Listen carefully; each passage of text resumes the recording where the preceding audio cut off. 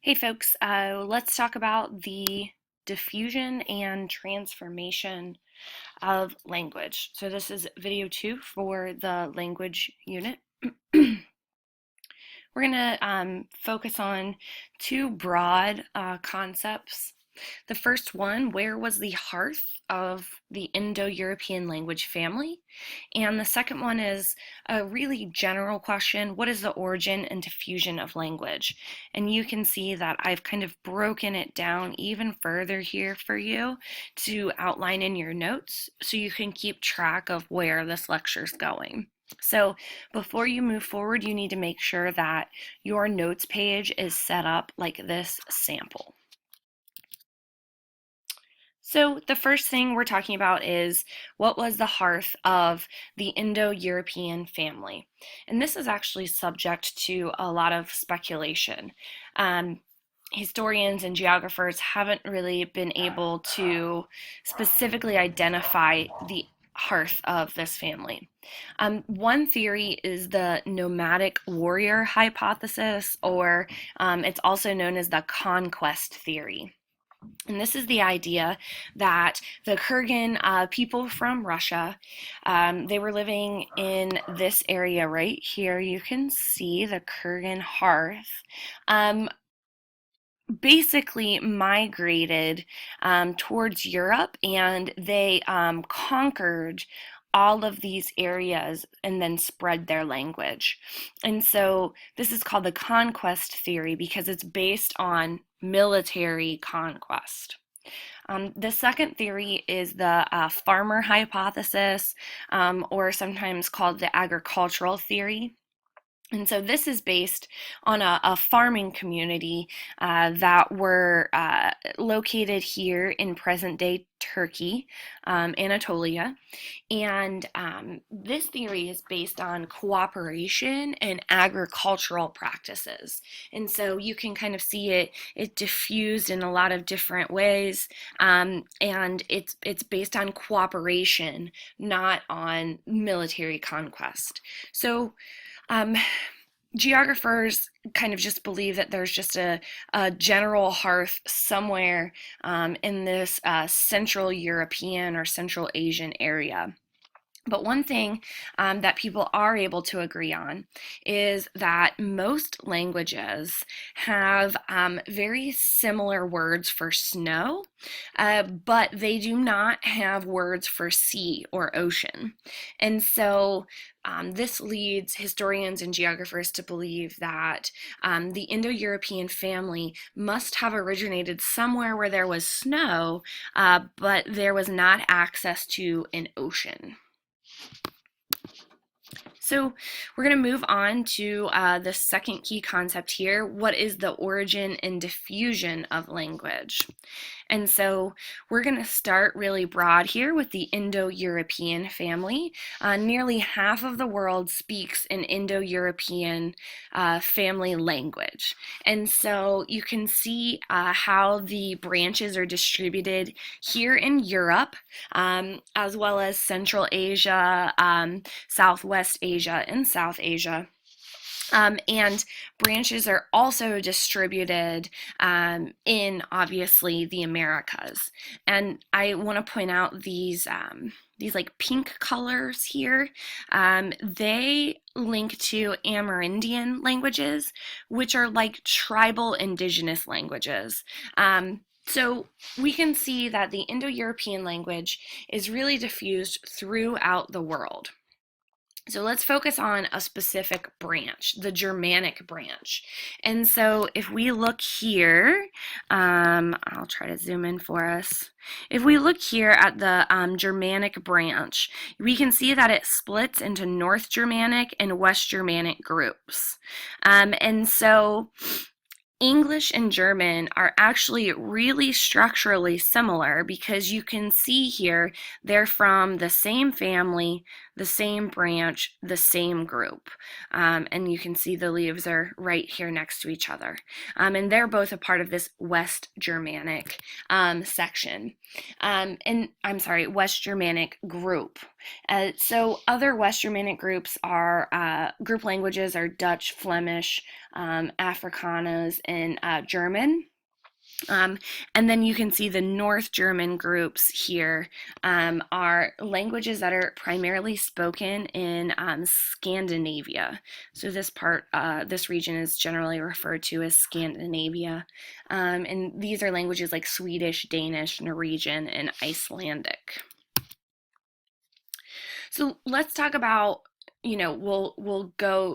we went from family to so we went from family to branch. And so now let's talk about a specific language from that branch, English. So the history of how English was created really begins in 2000 BCE with the Celtic people that were living in what we would call the British Isles. And so we can see here that they originated in this area of Great Britain, and then they were pushed northern because of invading tribes. And so let's go back to this timeline. So the Celts are the beginning of the English language. Obviously, they spoke Celtic languages, though.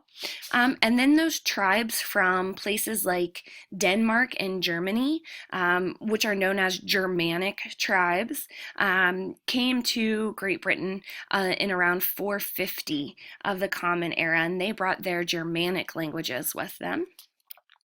And next came the Vikings from Norway in the 10th century. They didn't ever really hold any power in Great Britain, but they did end up living there. And so their language influenced the creation of what we know as English.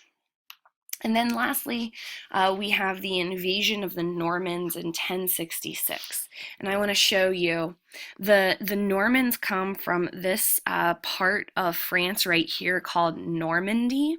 And so they bring a French language with them. And so what's really interesting about the Normans is that they actually held power in Great Britain for a long time, and they changed England's official language to French for 300 years. And so we still see a lot of French influence on Old English. And so this is kind of the continuum of how we get to the English language that we know today. And the way that English is diffused and distributed today, so first of all, I want to remind you that it's the fourth most spoken language in the world. So it's not the most spoken language, but it's in the top 5, but it is the most widely diffused language in the world. So it is spread out, unlike any other language. And the major means of diffusion are exactly what you would think it would be: migration of people. So think about relocation diffusion. So think about pilgrims migrating over to the colonies and bringing English with them. So migration of people. Colonization is another way that English has been diffused. So think about Great Britain colonizing and taking over countries in the African continent and specifically India. So remember, India is like the jewel in the British crown. And so language is diffused by, again, migration of people and colonization. More modern day ways that the English language is being diffused are things like the military, the US military, and business and trade. And so you can see here this map shows where US military bases are located throughout the world. And the larger the circle, the more bases that there are. And so you can see here this quote says, As a 2009 article in Foreign Policy explains, so this was 2009, years ago, that officially the Pentagon counted 865 base sites. But this is an unreliable number because it omits new bases that were put into Iraq and Afghanistan. And as of today, we've got more bases put into places near Syria, Turkey, Lebanon, and there's also secret bases that aren't really talked about or disclosed to the public. And so the English language continues to diffuse across the world because of American and British military bases being established in every region of the world, as well as business and trade. So we're going to move forward. We're going to go back up a step into the Indo-Iranian branch. And so you can see Indo-Iranian is primarily spoken in South and Southwest Asia. And it's split into two groups, Indo-Aryan and Iranian. And so Iranian are those countries like Farsi, Kurdish, Pashto, and then other languages in the Indo-Aryan language group are Hindi is probably the most spoken language in that specific group. And you can see that a lot of India is part of the Indo-European language family, as well as the Middle East. And so that Iranian group is spoken in Iran, obviously, in places like Afghanistan, Pakistan. There's some speakers in Turkey, Iraq, Syria. So the Romance branch is the next one that we want to talk about. And the Romance branch actually evolved from Latin, and this was spoken by the Roman conquerors of the Roman Empire over 2,000 years ago. And so as the Romans conquered the majority of Europe, they took their Latin language with them. And since then, it has kind of been trickled down into specific and distinct languages. After the Roman Empire collapsed, these people weren't really communicating with each other as much. And so those distinct languages begin to evolve, such as Spanish, Portuguese, French, and Italian. And in addition to the Roman Empire collapsing, these languages also developed separately because of the intervening natural obstacle of the mountain ranges. And so you can see the Pyrenees is right between France and Spain. And this is why we see this dramatic language shift here. So also the Romance languages have been diffused to South America as well. And so you can see that Brazil speaks Portuguese and the whole entire western side of South America speaks Spanish. So the last place that we're going to talk about is the African continent. There are three primary language groups here.